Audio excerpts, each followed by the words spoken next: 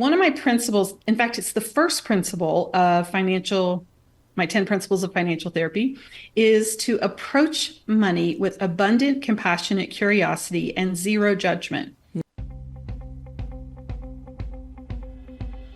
Your relationship with money matters. I'm Michelle Perkins, and this is the Money and You podcast, where I will be breaking down your relationship with money, offering tough love money tips, and a money dating plan that will focus on lifting the barriers to success to help pave the way for better money practices and increased wealth. It's time to take control to live a limit-free life. It starts today. Hello, and welcome to the Money and You Show. I'm Michelle Perkins, your host, and so excited about today's show. We have a guest on. I've been wanting to have a financial therapist on the show. I'm a money coach. I do mentorship and things like that. I know a lot of people who are advisors and all kinds of things in the money world. But today's guest is the first true financial therapist who is actually a licensed therapist who helps people with money, who has been on the show. And I think she's going to be very, very interesting and enlightening for those of you listening who really want that better relationship with your money, to have, more of a loving kind of relationship with your money, something that is really working for you to create better financial well-being and financial health. So I'm going to just jump in and tell you a little about Wendy Wright. Wendy Wright is a financial therapist known for her expertise in merging psychology and finance. With credentials as a licensed therapist, money coach, author, and business owner, Wendy is a trailblazer in her field. Leveraging her diverse background as a former mortgage loan officer, business proprietor, and licensed marriage and family therapist, she pioneers transformative financial therapy and money consulting. Wendy's approach helps clients overcome psychological barriers impeding financial growth. As CEO of Financial Therapy Solutions, LLC, based in Denver, Colorado, Wendy offers virtual services in the U.S. and internationally.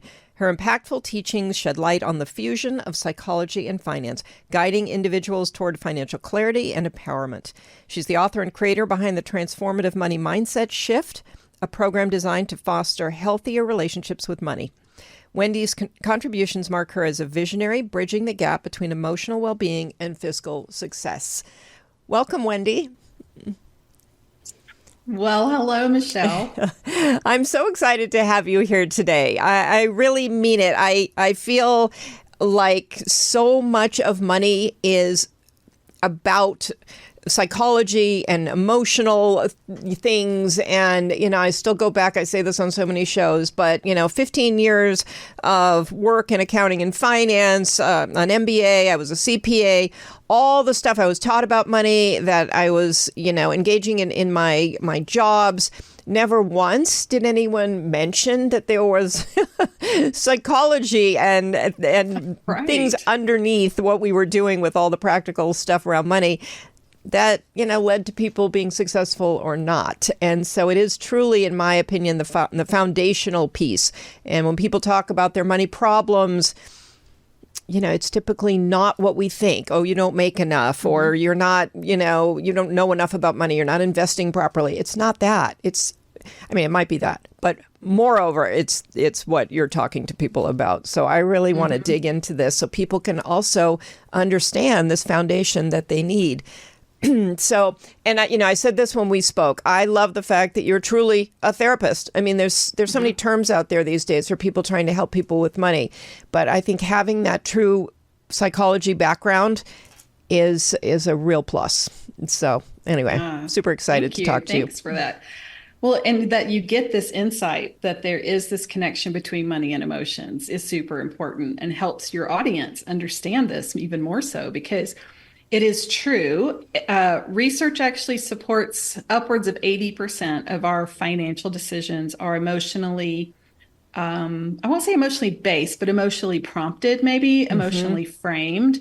I work with people who are, constantly working on this, what I would call the intersection of money and emotions. And we begin to dig into what is the underlying emotion going on here. Or perhaps if we're talking about communication, often there is a communication that's trying to be done or had through a money behavior. And what we want to do is come in and elevate the words so that the words are being said instead of, oh, I'm going to buy this for you in hopes that you eventually get a job and buy it for yourself. Like those are not, like we do things, we make spending decisions based on some emotions or some sort of messaging that we want to give. And there's a lot of ways we can unpack this in a therapeutic setting. Yeah, thank you. And I know when we talked initially, a lot of times I make I have analogies with food and money. You know, I mean, there's a lot of information out there about how to eat right. Why aren't we all doing it? And money's kind of the same. There's plenty of information on how to, manage your money. That's not the problem. So, and you have some experience actually in the food area, and that psychology, I think it's so interesting. I'll let you elaborate on it. Yeah. Yes, because so I have an eating disorder specialization as a background. And part of how I began to merge therapy and finances was both from my background in banking and real estate and things like that too, business undergrad, but also recognizing in some of my higher level acuity eating disorder patients ways they were swapping eating disorder behaviors for money behaviors. And I was just curious enough, it just appealed to me enough that I have since written a presentation, workbook product, I guess you could say, online product called The Intersection of Money and Milkshakes, because there are some very real parallels between the relationship with food and money, including when you're struggling, whether it be with food, body, or exercise issues, or when I say money, I'm saying saving, debting, earning, all of those things, that it is not intellect based. And I think that's really, really important for people to recognize that some of their struggles really do not reflect their intelligence. Although in their head, what they might be saying to themselves is, oh, I'm so stupid, or I'm so cuss, whatever, kind of however the negative self-talk goes. Which is why that's a lot of what we look at is what is the talk that's going on and how can we make changes in it. I'm doing a workshop in January. I think that will be like right after this podcast drops. So it'd be exciting if anybody listening wants to sign up for it.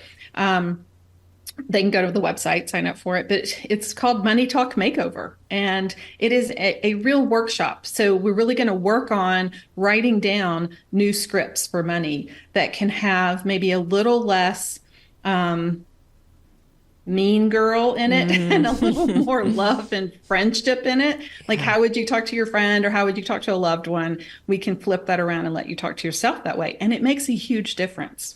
It makes a huge difference. The words we speak, the thoughts we think, it all makes a huge difference, and it's all very connected. I love that. I think everybody should go to that workshop. That sounds amazing. Some of the problem is we don't even talk about money enough. And then, and now you're talking about when we do talk about it, let's talk about it in a way that is beneficial and serves us and not in a way that just kind of keeps us stuck in a problem. So, yeah, I love that. And we don't see it in ourselves. I see it all the time in people. They'll say things and I'll get called out on it too. I have a coach too. And, he'll be like, why are you saying that? And so, but things they come out of our mouths kind of automatically, but they matter. And it's just like it's important to be conscious of our thoughts, it's very conscious to, it's very important to be conscious of what we're saying. Yeah, I love that. Especially to ourselves. Like somebody asked me recently, how would you describe, and even as they were asking, they're like, you probably can't answer this question, but I'll just throw it out there. And they said, how would you describe like the main problem, people who are having problems with money? What is their main problem? And I thought about it for a minute and I said, you know what? It's negative self-talk, I think, is a bigger problem than not having the right spreadsheet, not having the right app, not having the right whatever, the negative self-talk, because if you talk negatively to yourself, that leads to certain behaviors.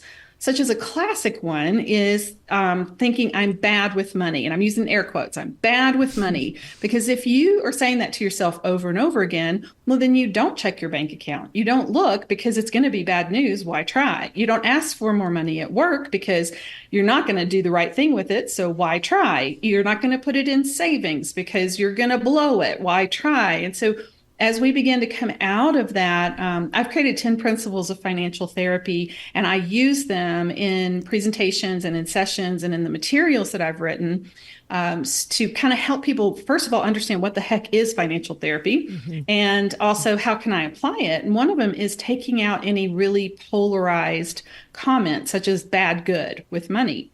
I don't believe that people are bad with money. I believe that they have things they don't like about it and things they like about and, seeing in someone else. So once we take that out, we can shift that dialogue and change the behavior.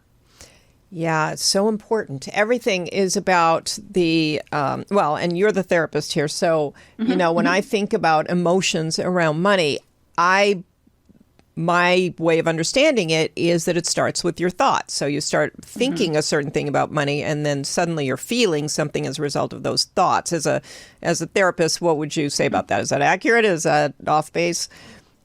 Oh no, it's kind of a both and. So you might have the feeling first and then the thought, or you might have the thought first and then the feeling. Okay. So let's see if we can think of an example. So if you have the thought, let's go with what we were just talking about. If you have the thought, I'm bad with money, you might feel hopeless and despairing.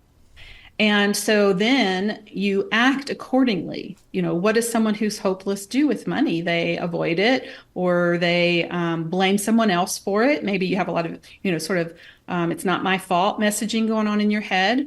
Or maybe you're having this, maybe you check your balance and once again, you've overdrawn.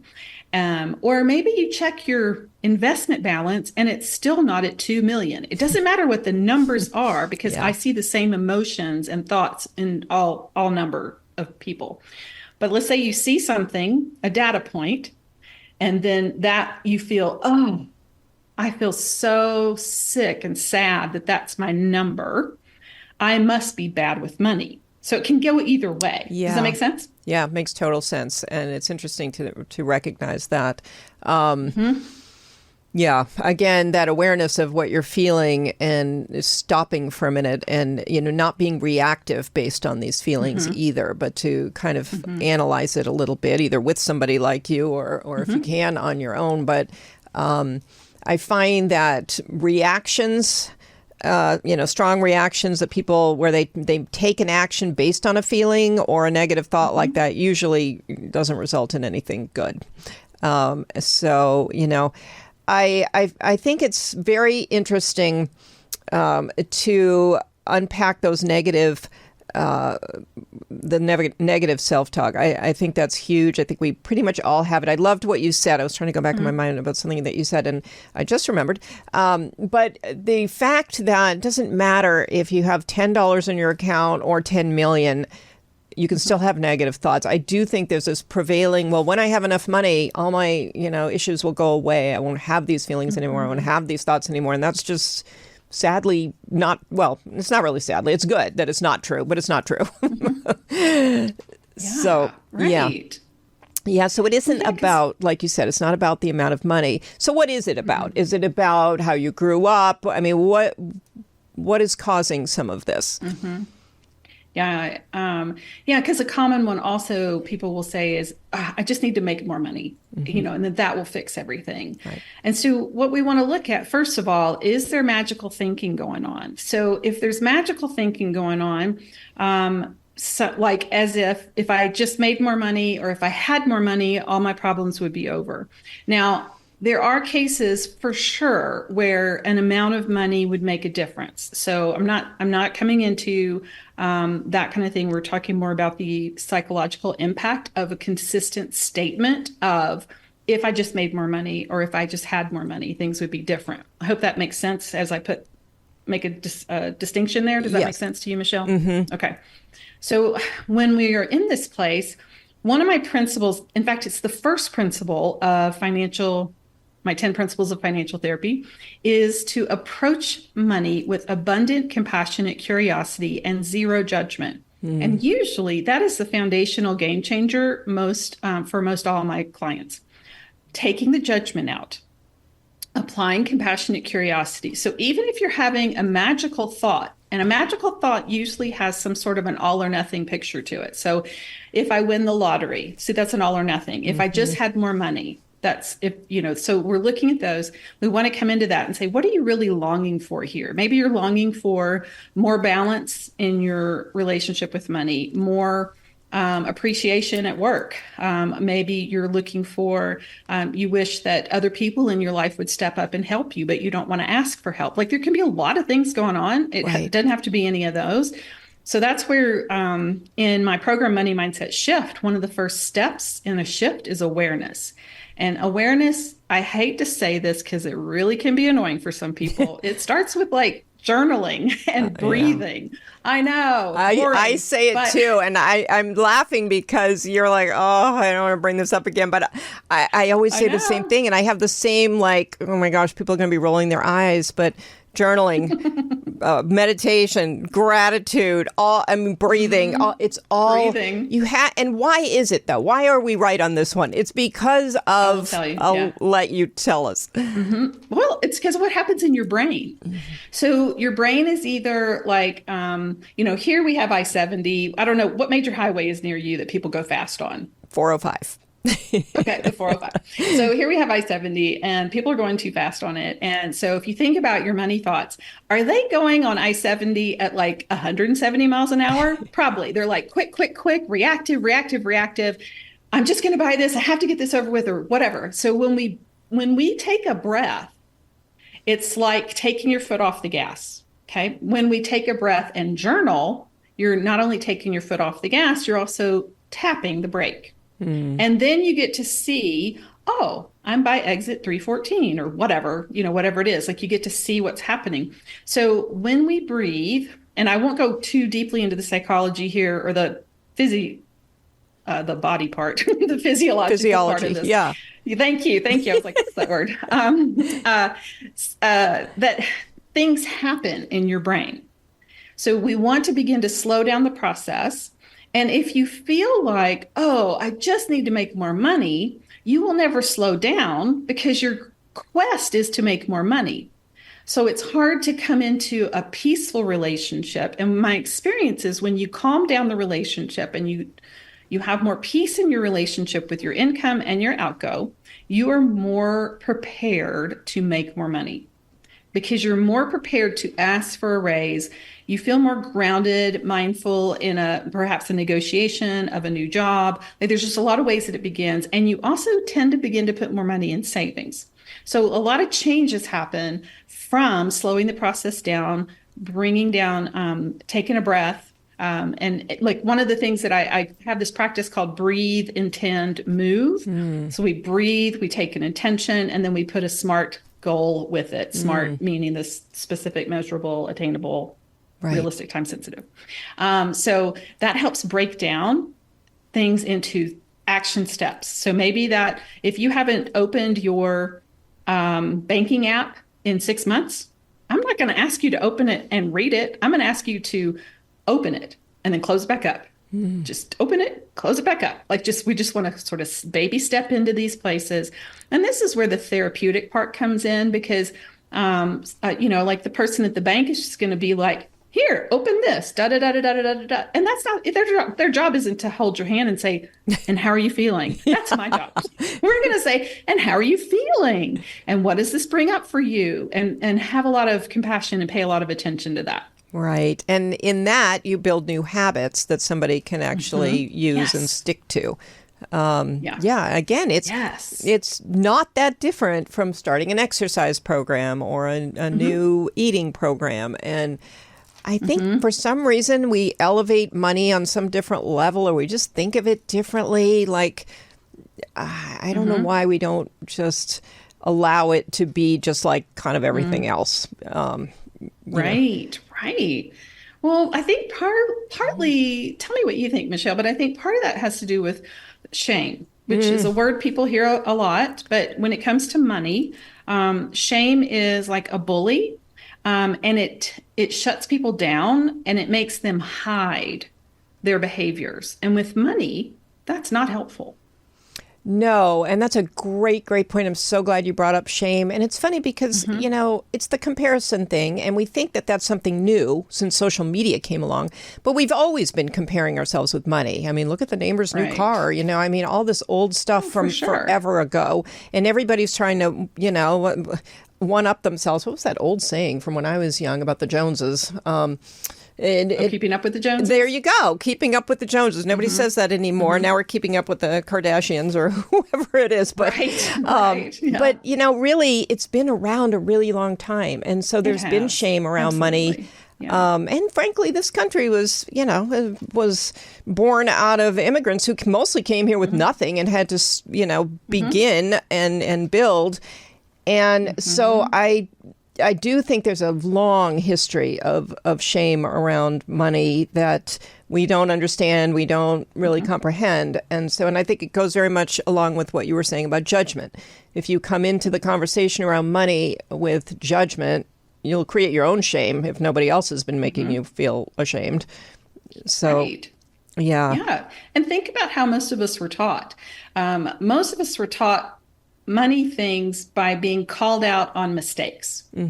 And so we know, if you know anything about teaching and learning, that is not effective teaching strategy, although it is very commonly employed with, you spent how much on that? Or you took that pack of gum from the grocery store. Don't you know you're supposed to pay for that? No, a 4-year-old doesn't know that. It's like, so really coming into, would they know this? And assuming, when I'm talking with parents, I encourage them to assume that their child doesn't know it, and therefore they can teach. There's no harm in over teaching, but there can be just sort of mental bruising an emotional bruising by assuming somebody knows something and they don't.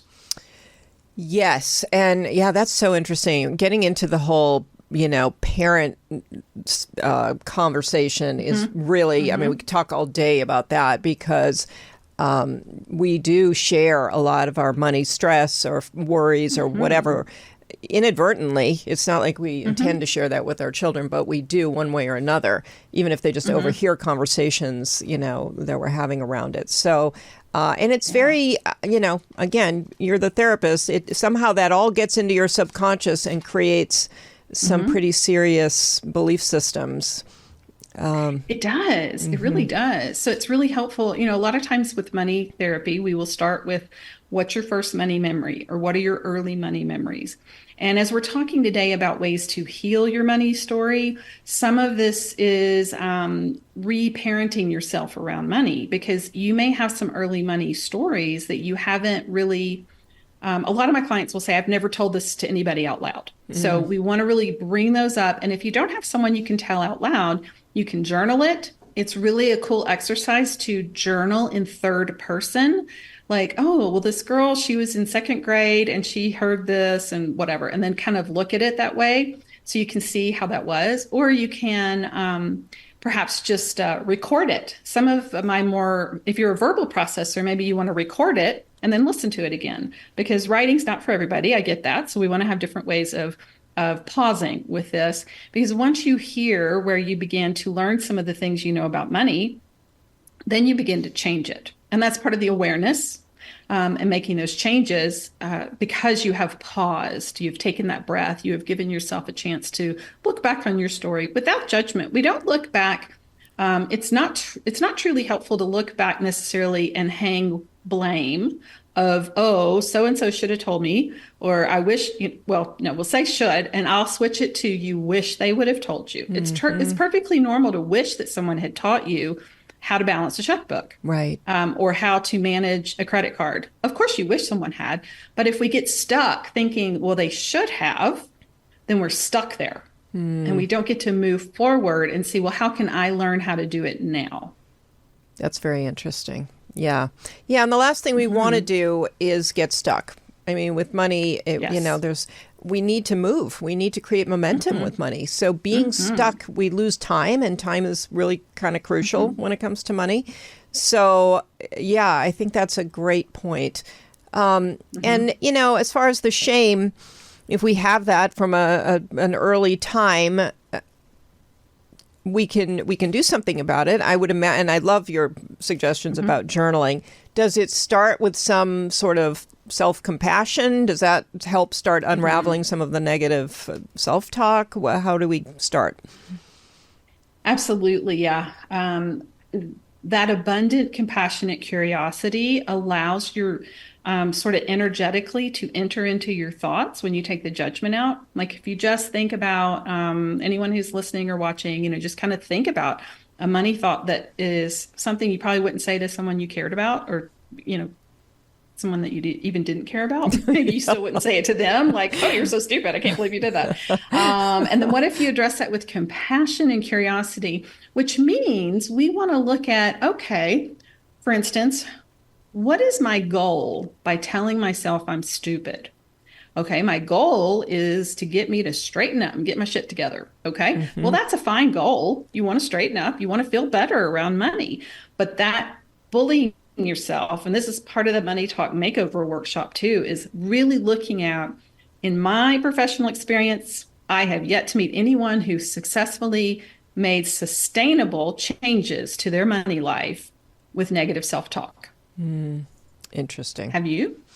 Yeah, does no, that make I don't sense? think so. I think that is a fundamental thing that has to shift. When you were talking about the bullies, I was thinking of other people actually in the financial world who sort of use that technique to get people to make changes. And so I don't like it. I don't recommend those people, but I know that they've had success. So, there's this interesting fine line of how hard do you need to push yourself or be pushed to make certain changes versus the kind of compassion, curiosity, is that going to allow you to sort of be a little, I don't know, for lack of a better word, lazier about, moving? Yeah. Well, it's a really good point, because what we're looking at, and let's go back to the intersection of money and milkshakes, because one of the things that I say there is diet is to food what budget is to money. Okay. Because diet or budget or quick fix or get out of debt quick. So there's a big difference here of staying out of debt and getting out of debt. Big difference. So, but they make a promise of quick change. And if you are miserable, do you want quick change, or, hey, this will take a year or more to change? What do you want? 30 days or 12 months? Okay. So we don't have to judge ourselves for falling for it or for wanting it. But one of the biggest things that I talk about is we want sustainable change. So if you are not going to do it on a regular basis, don't do it for a week. That's not sustainable, and that's just going to make you feel bad about yourself. That's the diet. That's the problem with diets, is they tend to give a lot of rigidity, a lot of rules, and budgets can be right the same way. Classic rephrasing that we do in financial therapy world is to talk about a plan instead of a budget, because the budget tends to already have an emotional response for people in their body. So first check with your body and see if it's like, then, let's not use the word budget. So let's use the word plan, or something that has the quality of adjustments without judgment. So one of my other principles is a plan is only as good as its adjustment process. So when we take that and we apply it with zero judgment, then we get something that can be sustainable. And that is really key. So if you let's say you ended up with so much compassionate curiosity that you never get off the couch. Well, that's not sustainable. Right. So you gotta, you want to recalibrate constantly. And that is kind of how we look at, is this really going to work for the long run? Yeah, that's so excellent. And it's also, I don't like the fact that there are sort of financial formulas and just follow this, because I don't think they are, they're not sustainable, because they don't take you into account. And so each person is unique and different. And so really making sure that that's something that they can and want to do. So, if you want to talk about budgeting, I mean, some people want to budget to the penny. I was never one of those people. I can't even do it. But it was good enough to budget a different way. You don't have to do every single thing in the way somebody else does it to make it work for you. So I think there is a lot of play in there and you just have to figure it out. I mean, it's just like paying off debt. You can pay off the one with the highest interest rate, which, I could see where that is a best choice. But maybe you have a small one that you need to pay off quickly just to get the feeling of, oh, I paid this off. And that's just more important. So it really is. And one thing that I think the financial industry has not done a good job of is sort of customizing, these financial strategies for individuals. Which I think, you would do for people because you're getting to know them on that level. And that's the other thing is when you have a financial therapist or a financial coach, that person is getting to know your financial situation, not just from a number standpoint. Which I think a lot of financial advisors, they see the numbers, but they're not getting deeply enough into your situation, your relationships, your family, all the things, and your wants. I mean, success is a completely different thing for different people. So yes. Yeah. And that's one thing I definitely wanted to ask you. So when you're talking about, okay, what are your financial goals? What do you really want? Do you find that people have shame around that? And are they even in touch with it? Can they even think, maybe they need to think bigger because they just don't know how to do that? What do you see out there? Oh, yeah. Well, that's a couple of great examples. Yes, there's shame around it. So shame says you're not going to do it good enough. So why try?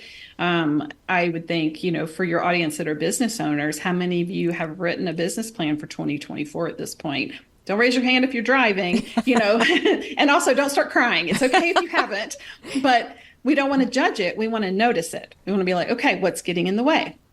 Maybe some perfectionism or whatever. So we've got, what gets in the way of goals and plan. And also a lot of times people who struggle with money struggle with the sense of owning their own money.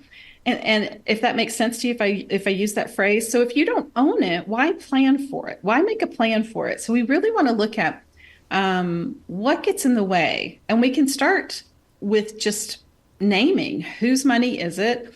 One exercise that I give a lot of my clients, especially those who have inherited wealth, who that's a whole nother episode probably, Michelle, because there's so many emotions around that. But the short story is being able to write about or talk about what story do you want the money to tell. And that really helps bring in their sense of ownership and helps them begin to look at it and then map out a plan. Because sometimes they want to give it away real quickly, but what is actually more sustainable would be and I'm not a financial expert. I'm just telling you based on colloquial wisdom, you might could set up a trust or something that will fund your favorite charity on a regular basis. So in other words, there's more than one way to look at it. And you want to look at what is underlying your decision-making here and what is the goal that you really want to have for this money. Same with a business plan. I have people start first with how much money do you want to bring into your home each year from this business? And that's sometimes that takes hours for them to figure out because they've never asked that question before, right? Right. And sometimes they're not taking any money into the home from their business. Often. Yeah. And no judgment. No judgment. We want to help you really understand that. Mm-hmm. Yeah, that's great. I do think, money is, there are nuances to it for business owners and also, in relationship. So if you are, if you have a partner, then whether that's a business partner or just a life partner, there's so many dynamics around money that contribute to all kinds of, usually negative things, but sometimes positive. I mean, it can be used positively if you know what you're doing, but it can be very hard. It can be very hard to communicate about money. It can be very hard to share openly about, what's going on with money in your family, in your relationship, and even in your business. I think sometimes we put some kind of blinders on and we're looking at certain metrics. Maybe it's revenue and we're not looking at other metrics like profitability or whether or not we're paying ourselves a salary. I mean, there's a lot that we sort of filter what we want to address as business owners because really we're focused on our business. We're focused on delivering whatever service or product or whatever it is that we do. And that's a whole other realm with money that needs to be addressed. Yeah. Yeah, I think in thinking about today, we're talking a little bit about healing your money story. So I might Hmm. answer that in that frame because Yeah. I would want to know, how do I heal it? And how do I know if it's healed? Because Great question. it's very in our thoughts, it's very in our head. And I remember when I was working with eating disorders, because they are also very in with eating disorders, it's not about food, you're treating the brain, but you think it's about food. It looks like it's about food, right? And money stuff, it looks like it's about money. Shouldn't we just rearrange the dollar bills on the table? But I think I would always say, I wish, in fact, I said this to a client recently. I wish your hair turned purple the more severe your eating disorder thought got, or maybe the more intense or preoccupying your money thoughts are, and got less purple as it gets calmer, right? It'd be Yeah, so, it's so great. helpful because there's not a metric for this. But if you're healing it, you're taking it, you're looking at it, you're allowing it the time and space to do different. Okay, if we put it that way. So, this is where that awareness comes in, where the things we've talked about, whether it be how to talk to a partner, how to talk to aging parents, how to talk to Mm. your kids, how to talk to yourself. All of those places we want to, I can frame it in, we want to decrease reactivity in order to increase connection to where you actually want to go. Does that kind of make sense to you? Yeah, Like, and that's if we brilliant. put It's it just that not as way. easy to actually do. Mm-hmm. Yeah, that's brilliant. Yeah. Reducing the reactive kind of Mm-hmm. emotions and allowing yourself to connect, because it is the connection that breaks down when you have conversations Mm-hmm. that get too intense. I love that you brought up Right. aging Right. parents. That's another whole show. I'd love for you to come back and talk about For that. sure. Yeah. Yeah, there are so many money conversations, but to circle back, if you don't even know how to talk or, express things about money Mm-hmm. to yourself, and you're Yes. you're using all this negativity and how you're speaking to yourself, how can you really, well, again, you're the therapist. Mm-hmm. Can you have like good conversations with people if you're not even able to, speak to yourself properly about money? Mm-hmm. Yeah, you can. You don't necessarily have to change or fix your money talk in order to communicate with someone. What that usually means is you increase your active listening. So that means you increase your ability to take a breath when someone else, like if someone says, "Well, how much is that going to cost?" And that maybe that sends you into orbit, and you're just like, "Oh my gosh, they think I'm spending too much," or "Oh my gosh, they're going to know I don't have any money for this," or whatever the "oh my gosh" is. So if someone says that, then you want to catch yourself. You want to pause, take a breath. Remember, they're asking a question. They don't know your thoughts. They don't know your bank balance, right? How many Hmm. times have we assumed people know our bank balance and they don't, Yeah, right? yeah. So coming into that, so as you practice just calming and breathing and changing that reaction, you can stay for maybe 30 more seconds in that conversation and connect for 30 more seconds. And then the next time you stay for a minute longer, and so on and so on. So it's these small changes make big differences. Yeah, that's fabulous. So we are just about out of time, and I'm so sad. What would you leave people with in terms of, Mm-hmm. with respect to this idea of healing your relationship? I mean, the first thing is to understand that you Mm-hmm. even have a relationship with money, and then to, Mm-hmm. dig into that. But then when you find the issues there, the things that really could be fixed or addressed so that you can have a better relationship with money. Mm-hmm. Any final thoughts on healing that for yourself?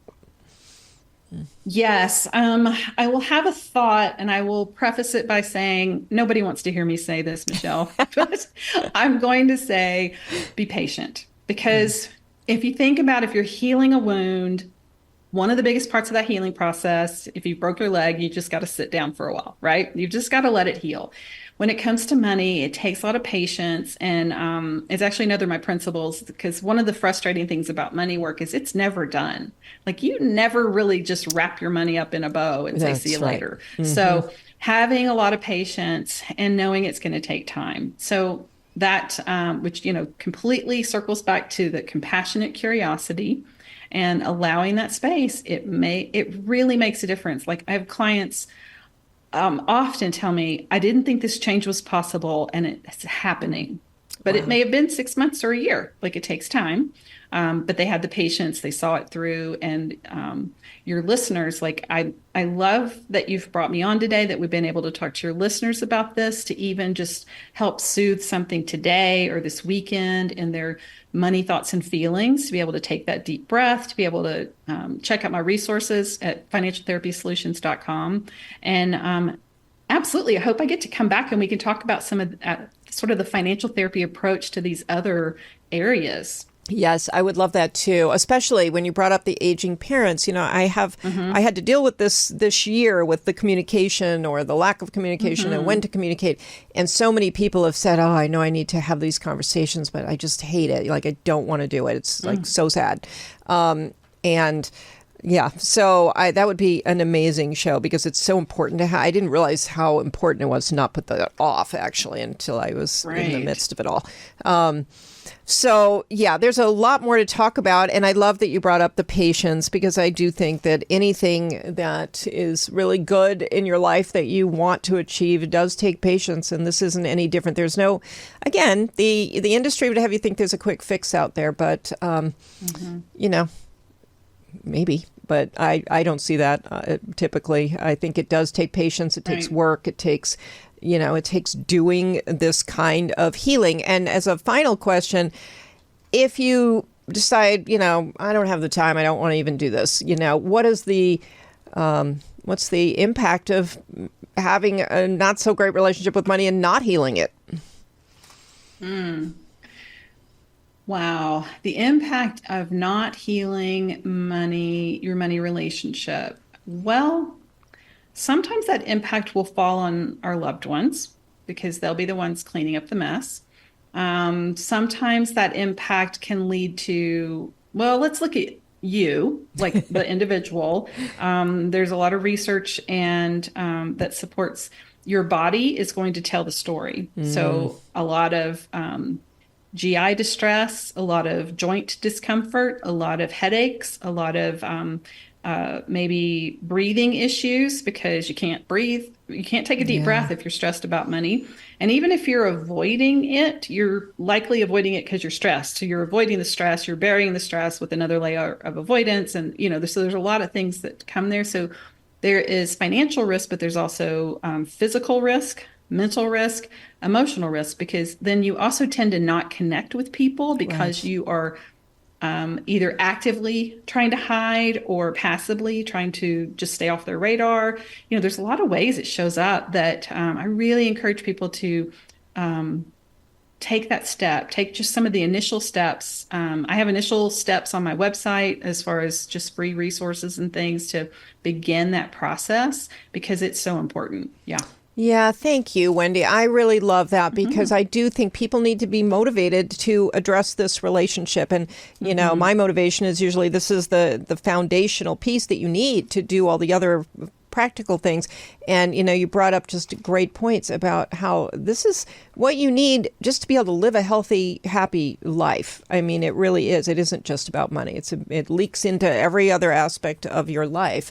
And it is an important relationship, as important as any other. It's one that is with us our whole lifetime. So very important to work on that healing. So thank you. That was a great explanation you just gave.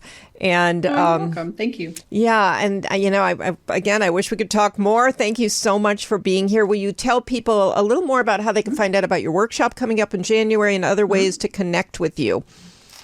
Yeah, absolutely. Okay. So financialtherapysolutions.com is the, great way. It's the website. Instagram is at Financial Therapy Solutions and Facebook is something similar to that. I can't remember right now.